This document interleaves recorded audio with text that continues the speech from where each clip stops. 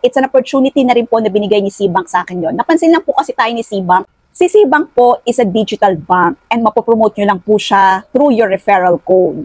Basahin po natin yung comments sa ating comment section. Hello po ma'am, meron ka po tutorial how to set up SeaBank as TikTok affiliate? Thanks.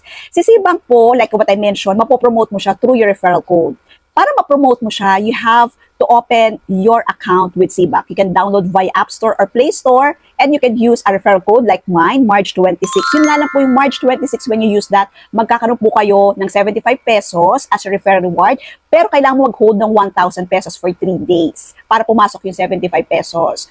Kung wala ka pong collaboration and partnership kay SeaBank, regular na SeaBank referral code, ang marireceive na referral reward is 50 pesos. Not bad pa rin po, di ba? Pero meron lang po yung 10 times or 10 na pwedeng gamitin yung referral code mo. Napansin lang po kasi tayo ni SeaBank, kakapromote ng SeaBank sa ating TikTok account.